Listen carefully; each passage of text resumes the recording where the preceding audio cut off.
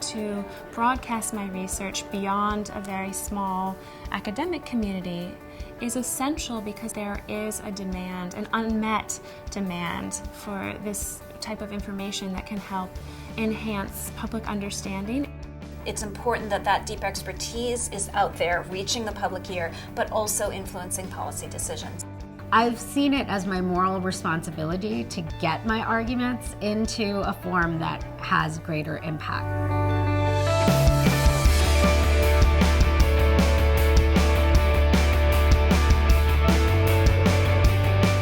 What would the world look like if I don't speak out? What would the world look like if my voice is absent, and would I be okay with that at the end of the day? The kind of research I do does have a real impact on everyday social relations, on how people can kind of think about racial and ethnic stereotypes. All of these things are what I address in my academic work, and I think that they could really have an important impact on public debate.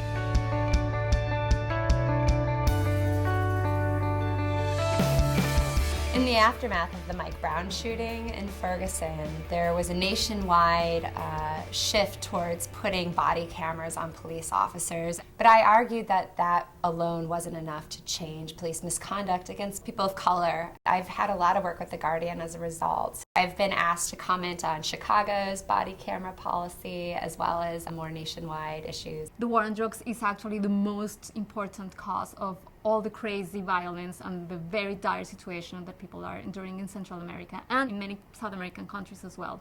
So for the administration to really make a difference, it should really revisit its drug policy and try to start revising it because it's not working. When the news broke about the women in India who were getting sterilizations and ultimately dying from them, it came about the same time that we landed on the comet, and when Kim Kardashian's backside ended up all over the news. We landed on a comet. That's an amazing accomplishment. And how many women were part of that team, and how many women scientists were part of that adventure and that discovery and all that work for over all those years. We didn't highlight a single one of those women, but we had no problem exploiting Kim Kardashian and her backside. I've always felt like history is useful in ways that a lot of people don't recognize. Sheena Bernstein, a historian here at Northwestern and a Public Voices Fellow. And I wrote a piece together on how multiracial coalitions can come together in the service of social change. And we have a lot to learn from the facts on the ground, and that's history. That's what Sheena does.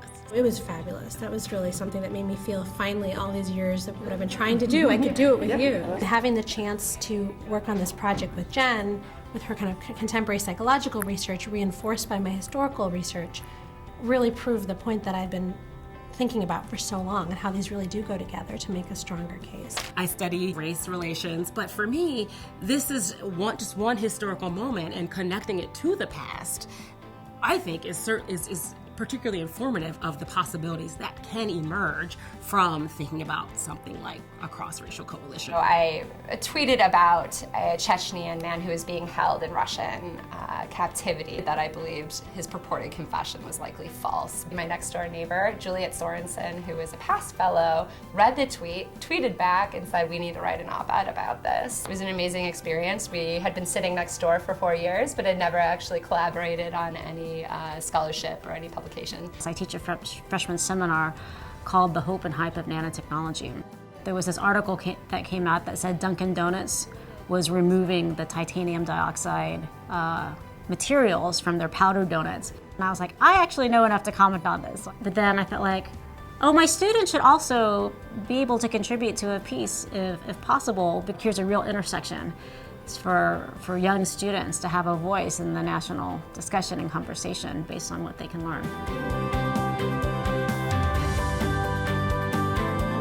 Several months after I wrote the piece, I received a call from the Carter Center because they were considering whether or not they should send an election monitoring mission to Burkina Faso. Their team had been searching on Google, on the internet, for experts on Burkina Faso.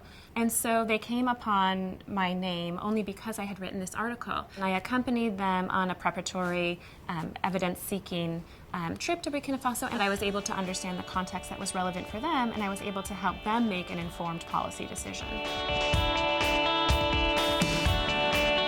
And I love that the conversation started. I think that's one of the important parts of this. I've been really excited to see people kind of engaging the article, to see that people are actually talking about it and reading it and thinking about it. And the fact that you can go from an idea stage to being published within a week is extremely refreshing. The Huffington Post piece on teen stress was widely read and were widely liked and shared on Facebook, and so that was gratifying. I had parents weighing in on it. I went and actually gave a talk at a local high school talking about stress and academic stress and social stress. That piece really was impactful. I've had 10 op-eds and then about a few more thought leadership pieces, interviews, but then it really was like the floodgates opened. I'm sort of in my early morning haze in the morning edition, and I hear my name on NPR, and I'm like, oh, I guess we're awake now.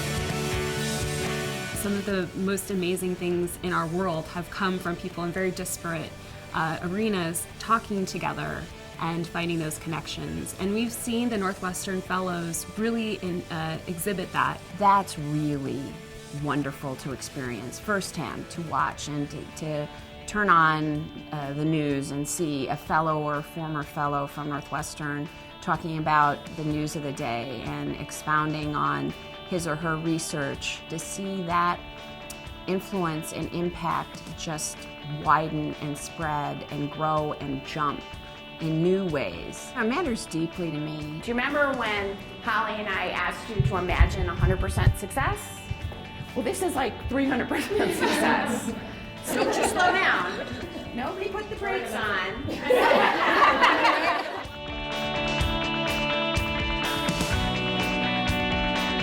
We're working with some of the most brilliant minds in the nation. And so one of the endeavors of what we're all doing together is to invest in that brain power, much of which is absent from the public conversation. What could we do, and what would be the return to society if we could invest in all those missing voices and missing ideas?